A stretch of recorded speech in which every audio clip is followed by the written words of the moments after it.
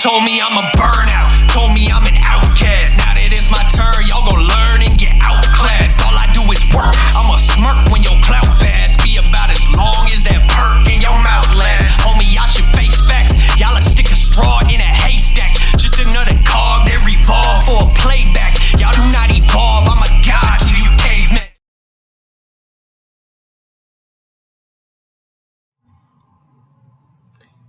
Hello, this is Marcus Pulis, and this is Voluntary Visions. This week I'm going to be covering Harriet Tubman. In particular, this freedom fighter is should be a pretty easily identified freedom fighter, no matter what political viewpoint you come from. At least I thought so. Earlier this week, I put out a meme, as I typically do around the topics and people that I'm covering, to kind of give like a preparation for that to come out so people can know what to look for. It's kind of like advertising.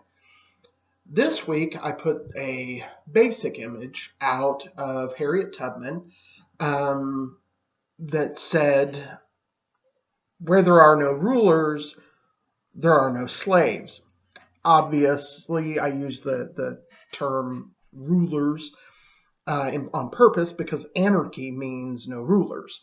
Made the illusion, thought I was clever. Well, I apparently have struck a nerve because there was a whole lot of anarcho-communists who got mad at me, and I mean mad, just came out of the woodwork. Because Harriet Tubman is a symbol of anti-capitalism. I can't find that anywhere. There is no evidence of that at all. She made no economic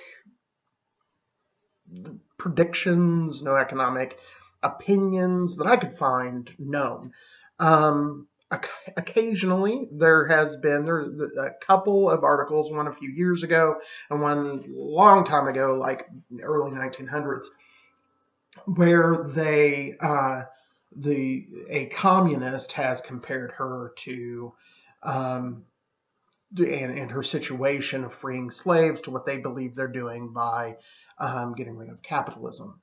I've seen a comparison, modern, via some of these same kind of people, comparing her to what they're doing and saying that she, would be one of them or whatever. I don't know. I don't care. What I find funny is the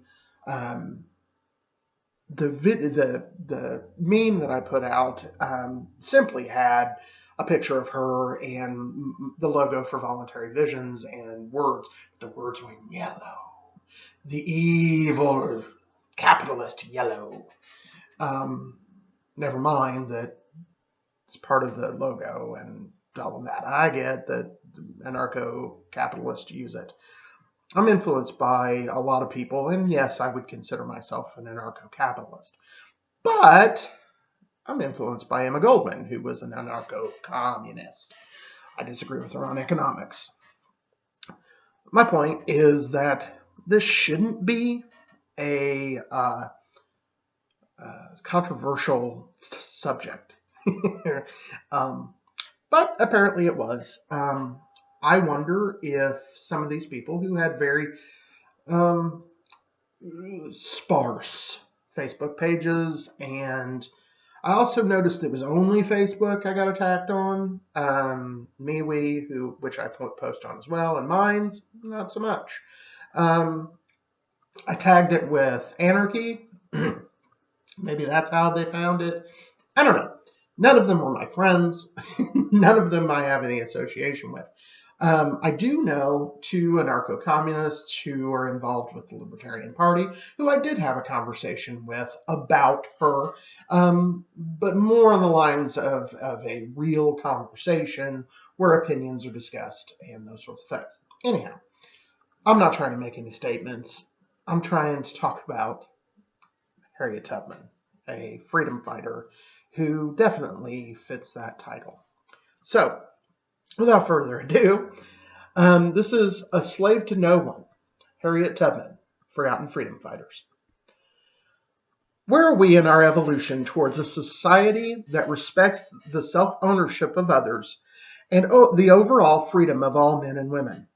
I think that's a good question, and our movement should ask ourselves now and again. I guess I'm unsure of the answer. Looking at the evidence pumped into our brains by the brainwashing devices of government, known as television and the nightly news broadcasts, one might infer that we are long away from a stateless society. The evidence I see with my own eyes tells a little bit different of a story. Many people I talk to are on board with the notion of peacefully dissolving the federal government. It is clear that we are a long way down the freedom road compared to former times. When we declared our independence from England, it was a different time. One of the biggest issues many people have with the men who openly defied the most powerful empire of their time is that for all of their talk about natural rights and freedom of mankind, many owned other human beings. I can't really argue with that. Sure, many of them called for the abolition of slavery, but slavery continued until the Civil War. The freedom movement is poised to push our liberty to another level. It seems that, like so many other developments, we take a step back before we take a giant step forward. The last forward progression happened almost in spite of government's steps to curtail it. The Civil War included a step backward. It solidified the power of the centralized government in this country. That being said, the end of slavery must be seen for what it is. No man can own another man. Today, that seems obvious. If you ask almost anyone if a person owns themselves, you nearly always get, of course, as an answer. Yet, our government tells us that what we can put in our bodies. It forces us to do all sorts of things, from mandatory vaccinations to who we sell our goods to. We cannot even choose whether or not to seek treatment for our children. On top of that, we do not own land. We rent it through property taxes. We are forced to pay our government for the privilege of working through income tax. This theft is just one method through which slavery, which we thought we eradicated, is still alive and well. What should we do? How should we free ourselves from the violation of the rights of man? How do we take that leap?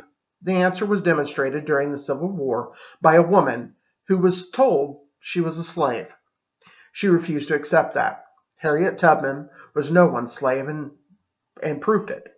She not only freed herself, but worked tirelessly to free others. Slavery is a mindset she never had, and neither should we. Harriet Tubman was born between 1908 and 1932 in Maryland. Both of her parents were slaves. She had 8 siblings. Her birth name was Araminta Harriet Ross. Her early life, like most slave lives, was very hard. After 3 of her sisters were sold to far-off plantation, Harriet's mother resisted when their owner tried to sell her youngest son. This set an example of resistance for the young Harriet. In addition to the cruelty of selling of human beings as property, physical violence was also commonplace in her life. She carried permanent scars from her multiple beatings. The worst of her injuries occurred when she was an adolescent. She had been sent to town to acquire some supplies when she encountered another slave who was out in the fields without permission. The overseer of the slave demanded that Harriet help him secure the slave. She refused. As a reaction to this, the overseer threw a 2-pound weight at her. It hit her in the head. For the rest of her life, Harriet had narcolepsy, seizures, and severe headaches. As a result of the injury, she also experienced dreams, which she described as divine revelations. When Harriet was older, she met a free black man named John Tubman. Little is known about him. They eventually were married in 1844. What is certain is that the man she married may have legally been a free man, but it was his wife who was truly free. After 5 years of marriage, Harriet heard rumors that they were going to sell her. Her husband was unwilling to fight to keep her where she was. This was the final straw. She ran. Using the North Star to guide her, she headed to Philadelphia. She said of her escape, quote, "There was one of two things I had a right to, liberty or death. If I could not have one, I would have the other." This statement echoes the famous statements by several founding fathers, including Thomas Paine and obviously Patrick Henry, who said the famous line, "Give me liberty or give me death." This woman had freedom and the freedom movement within her soul. It was not just her liberty that mattered to Harriet. In December of 1850, she left for Baltimore, Maryland, after her family. This was the first of 19 more trips to free her people. She became the most famous, quote, conductor in the Underground Railroad. Over 300 freed slaves credit their release to this one woman. She has been called the Moses of her people. She said, quote, "My people must go free." Throughout her time, she eluded capture and never lost one escaped slave. The bounty on her head was as high as $40,000. After the start of the Civil War, Harriet found herself in combat. Initially, she acted as a nurse. Later, she became a scout. Her experience with covert travel made her effective.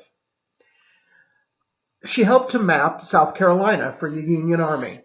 Eventually, she would work with Colonel James Montgomery and was the source of key intelligence that led to the victory in Jacksonville, Florida. Harriet was the first woman to lead an armed assault in the war. On June 2, 1863, she led 3 ships in mine-infested waters to attack and burn plantations along the Combahee River. You have to excuse me, I'm not sure if that's how it's pronounced. They loaded the ships with slaves. More than 750 slaves were rescued. Again, her people were set free by this amazing woman. When the war came to an end, she continued to help the new free black men and women. Her home became a place where the old and infirm could come for aid. Her freedom fighting was not over. She joined with other women, including Susan B. Anthony, in the effort to give women the right to vote. As she aged, her hard life began to affect her. She had a painful late life and suffered many seizures. Surrounded by loved ones, she died of pneumonia in 1913. Before she died, she told those in attendance, "I go to prepare a place for you." This was a real hero. She served mankind with bravery and a giving heart. If we can muster just a fraction of the will of this woman for liberty, no one can stand in our way. Though she may have lived as a slave, she was a slave to no one. She was free from birth, and she knew it. Not only was she free, but she knew in her core that everyone else was as well. It is our time to realize the dream of our ancestors. It is our nature to be free.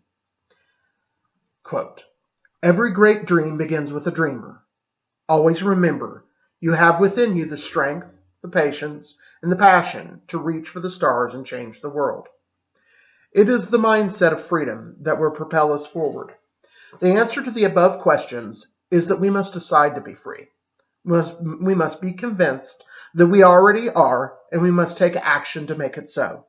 Do whatever it is that causes your natural state of liberty to manifest. Help others to do the same, and move forward with courage.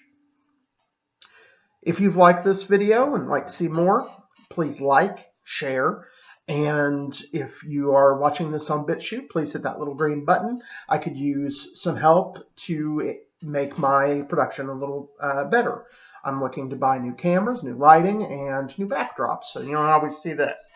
And I really appreciate the support that I've already gotten and the views. I like it that people watch my stuff. So thank you very much. And remember, it doesn't matter what your economic beliefs are. Freedom's freedom. The state is the problem. Have a good one.